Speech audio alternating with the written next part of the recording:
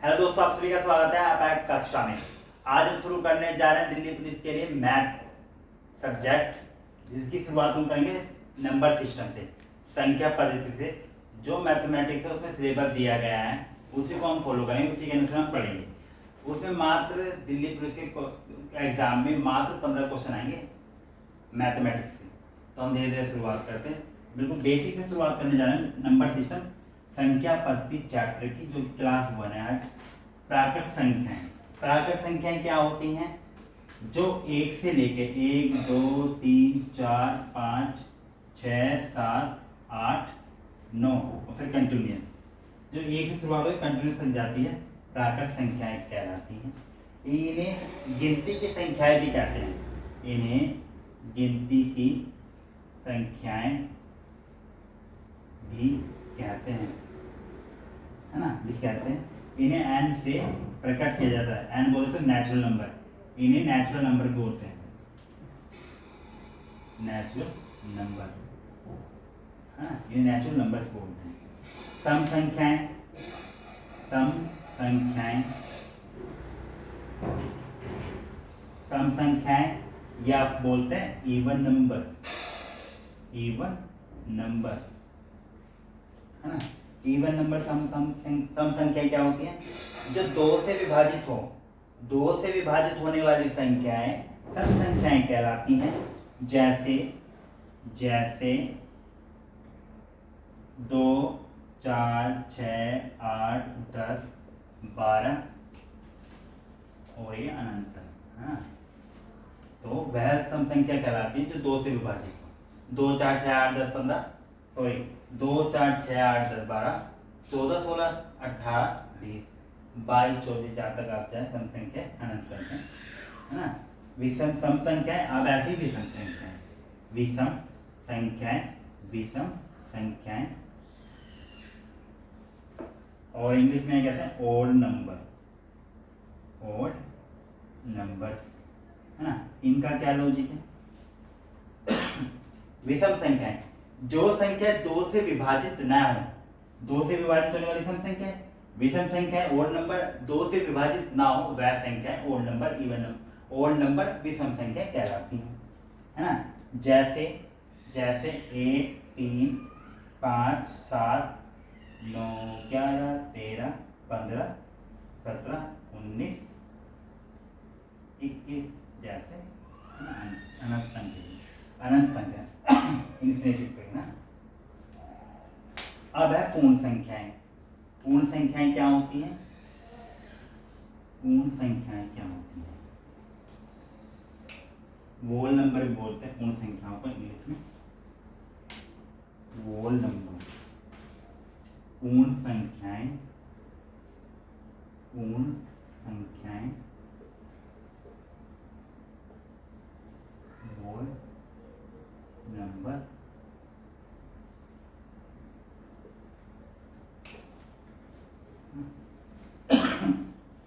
पूर्ण संख्या क्या होती है? जब प्राकृत संख्याएं के समूह में 0 को शामिल कर लिया जाता है। प्राकृत संख्या हमने देखी थी ना, जो 1 से शुरुआत हो रही थी। अब ये कह रहा है जब प्राकृत संख्याओं में 0 को शामिल कर लिया जाए, जब प्राकृत संख्याओं में 0 को शामिल कर लिया जाए तो वह पूर्ण संख्याएं कहलाती हैं। पूर्ण हो गई एक तरीके से ना, पहले आएगा 0 1 2 3 4 5 6 7 8 और 9 इन्फिनिटी, हाँ, इन्फिनिटी साइन, 0 से शुरुआत होती है दिन की, 0 से शुरुआत होती है, 0 से शुरुआत होती है और अनंत तक जाती है, और अनंत तक जाती है, इन्फिनिटी तक, है ना। पूर्ण संख्या कहलाती है। 0 से लेके 9 तक कंटिन्यूस, आगे भी कंटिन्यूस है। ये तो प्राकृत संख्या 1 से 9 तक थी, इसमें 0 ऐड कर देंगे तो पूर्ण संख्या वोल नंबर कहलाएगा, ठीक है। तो इस तरीके से अगली है पूर्णांक संख्याएं। पूर्णांक संख्या इंग्लिश में बोलते हैं इंटीजर्स, वो हम देखते हैं ना। पूर्णांक संख्याएं इंग्लिश में इंटीजर्स, इंटीजर्स, है ना। इसकी क्या वो डेफिनेशन?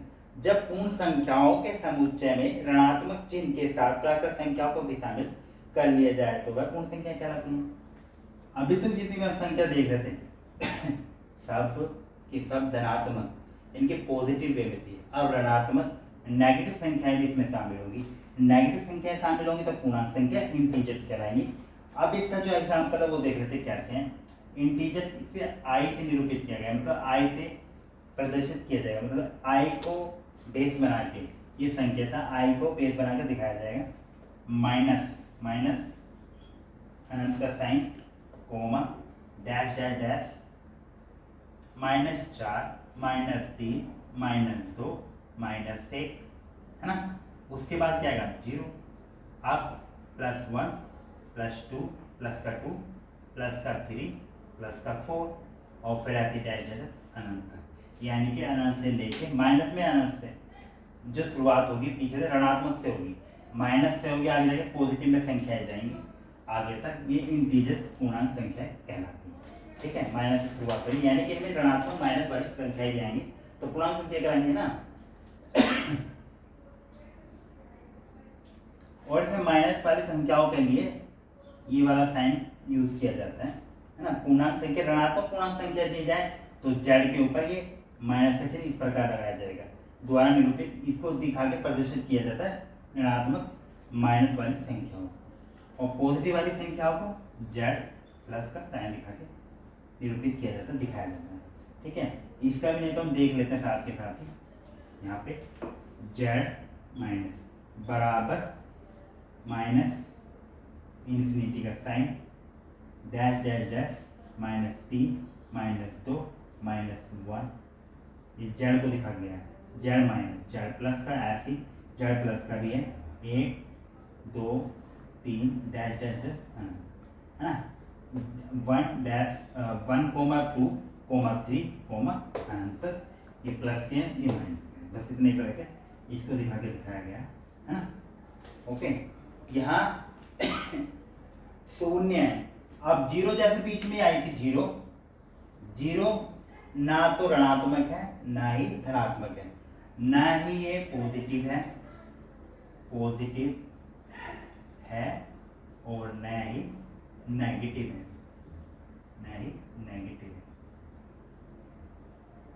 ठीक है ना। ठीक है, तो यहाँ जीरो स्पेसिफिक है, ना वो पॉजिटिव में ना ही नेगेटिव में, है ना। अभाज्य संख्याएं क्या होती है, प्राइम नंबर, इंग्लिश में प्राइम नंबर बोलते हैं अभाज्य संख्या को, और इन्हें रूट संख्याएं भी कहते हैं। अभाज्य संख्याओं को रूट संख्याएं भी कहते हैं और इंग्लिश में प्राइम नंबर कहते हैं। देख लो, अभाज्य संख्याएं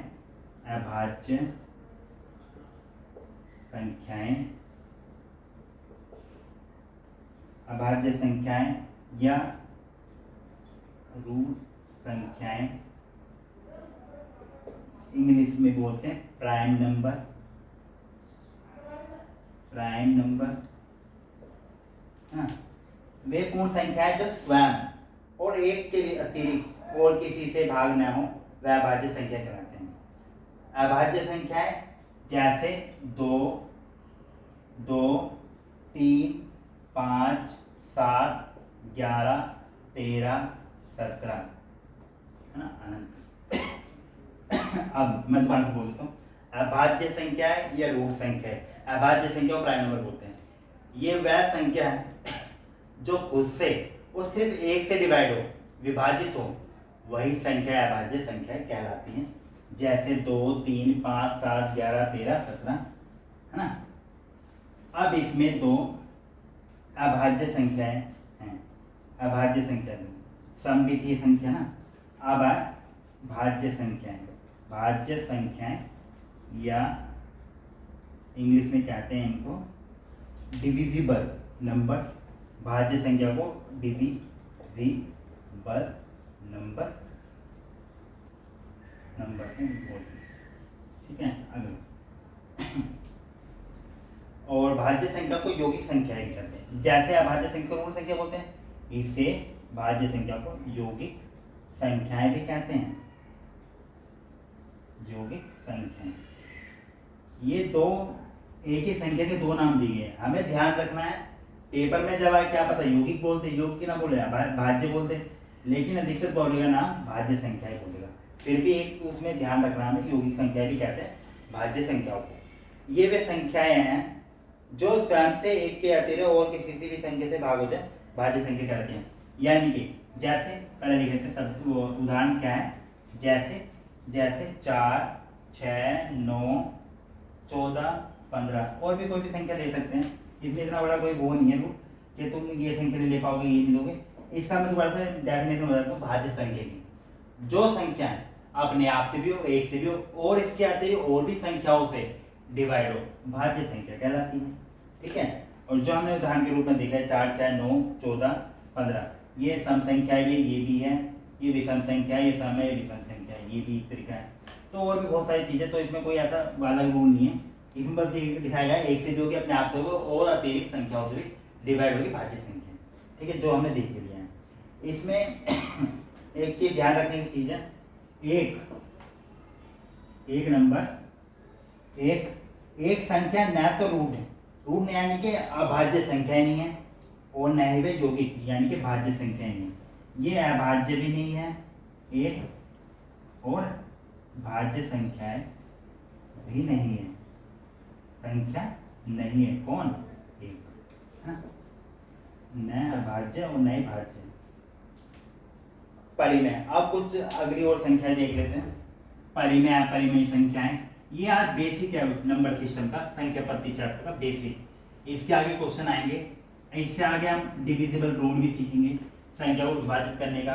जैसे 2 से डिवाइड करने के लिए क्या लॉजिक लगेगा, 3 से डिवाइड करेंगे तो क्या, 4 से, 5 से, 6, 7, 8, 10, 11 जो भी है, तो उनसे डिवाइड करने के लिए, संख्याओं को डिवाइड करने के लिए कौन सा रूल फॉलो करना पड़ता है, बड़ी संख्या को जिसको आसानी से डिवाइड किया जा सके, है ना। वही हम सीखेंगे अगली क्लास में, लेकिन आज हम इसको कंप्लीट करते हैं।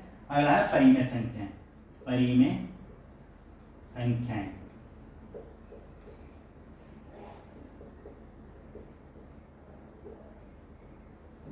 परिमेय संख्याएं इंग्लिश में इनको बोलते हैं रैशनल नंबर्स, रैशनल नंबर। ऐसी संख्याएं जो p/q के रूप में लिखी जाती है, जहां p व q पूर्णांक क्या था ना, इंटीजर पूर्णांक है, दोनों कोई गुणनखंड नहीं है और इनको किसी से अन्य से डिवाइड नहीं किया जा सकता, है ना। तो p q के रूप में लिखा जाता है रैशनल नंबर, परिमेय संख्याओं को, और p और q इसमें पूर्णांक संख्या है। पूर्णांक संख्या कौन सी थी, पूर्णांक है, पूर्णांक हमने देखा था इसमें इंटीजर्स, जो माइनस भी हो सकते हैं और पॉजिटिव भी हो सकते हैं। तो इनका कोई अन्य गुणनखंड भी नहीं, यानी कि अन्य कोई संख्या इनको डिवाइड भी नहीं कर सकती। और जैसे उदाहरण में दिया गया बटे में संख्या 4/5, 5/1, माइनस में संख्या 1/2। ये कुछ इसमें एग्जाम्पल या जैसे दिखाया गया, बताया गया 4/5, 5/1 और -1/2 परिमेय संख्या रैशनल नंबर, जो बटे के रूप में PQ एक पूर्णांक है, जो कि इस रूप में दिखाया गया। ठीक है। अगला अब इसमें हम देखते हैं, अपरिमेय संख्या। ये परिमेय संख्या रैशनल नंबर। अगला है अपरिमेय संख्या इर्रेशनल नंबर, वो हम देखते हैं।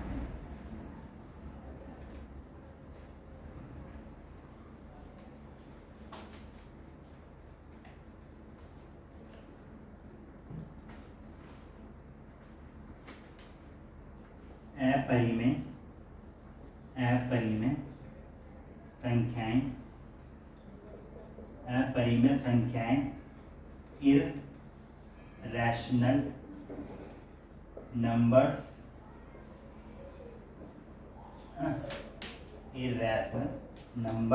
ऐसी संख्या जो परिमेय नहीं है। देखो कितना अच्छा बोलते इसमें, जब ऊपर बता देते सब, अब इसने नीचे बोल दिया अपरिमेय। जो संख्या परिमेय संख्या नहीं है वह अपरिमेय संख्या है ना, अपरिमेय संख्या कहलाती है। जो परिमेय संख्या नहीं वो अपरिमेय संख्या कहलाती है। जैसे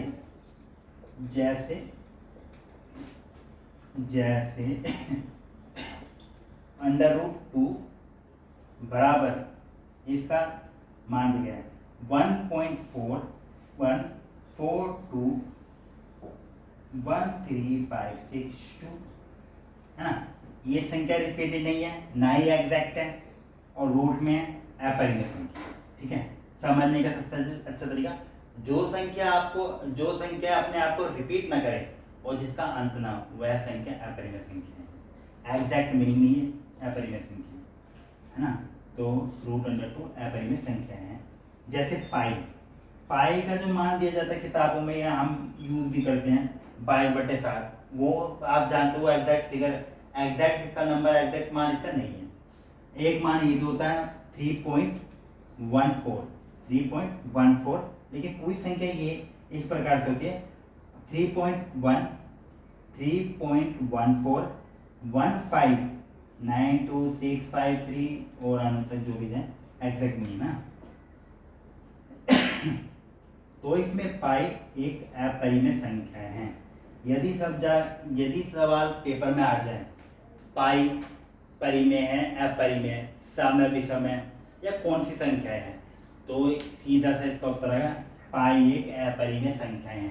आ सकता है, बड़ी बात नहीं, क्वेश्चन का इतना बड़ा वो होता नहीं है, और 15 क्वेश्चन मात्र आएंगे, इससे ज्यादा आएंगे नहीं, है ना। ऐसी वास्तविक संख्या है, इंग्लिश में बोलते हैं रियल नंबर। सभी परिमेय तथा अपरिमेय संख्या वास्तविक संख्याएं कहलाती हैं। इनका वर्ग सदैव धनात्मक होता है, यानी कि वास्तविक संख्या का जो स्क्वायर जो भी होगा वो हमेशा धनात्मक होगा, यानी कि पॉजिटिव वे में होगा, सदैव धनात्मक होगा, ना कि ऋणात्मक माइनस में होगा। ठीक है, तो सभी परिमेय अपरिमेय संख्या वास्तविक संख्या कहलाती हैं। डेफिनेशन देख लेते हैं, लिख लेते हैं, आगे चलते हैं।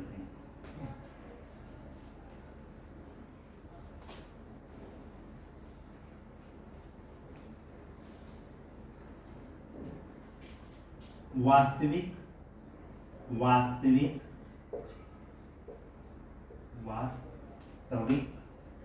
संख्याएं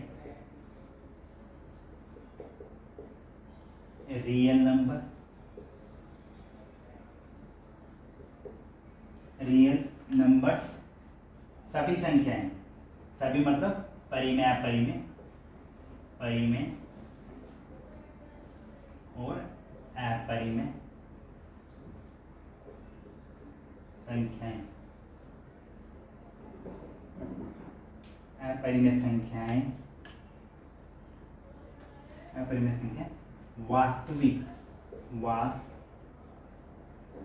वास्तविक संख्याएं कहलाती हैं, है ना। वास्तविक संख्या कहलाती हैं, ठीक है। अब ये तो हमने कुछ संख्या दे ली, किस प्रकार की संख्या से शुरुआत कैसे होती है, संख्या प्रति चैप्टर नंबर सिस्टम में किस प्रकार से क्वेश्चन बनेंगे, किस प्रकार की संख्या के बेस क्या है संख्या, वो हमने आज कुछ देख लिया है ना, कुछ हद तक। जो आने वाले मैथ के चैप्टर्स में क्वेश्चन में जो संख्याएं आएंगी वो यहाँ से आती कैसे बनती हैं, और इस जो हमने आज क्लास देखे इसका बहुत हमें फायदा मिलेगा आगे सवाल को हल करने में, आगे चैप्टर में। ठीक है, तो इसलिए क्या जरूरी थी, इसलिए करना जरूरी है, सीखना जरूरी है, समझना जरूरी है। आगे अगला है, यदि किसी भी संख्या को शून्य से भाग देते हैं, शून्य मतलब 0 से भाग देते हैं, 0 से भाग देते हैं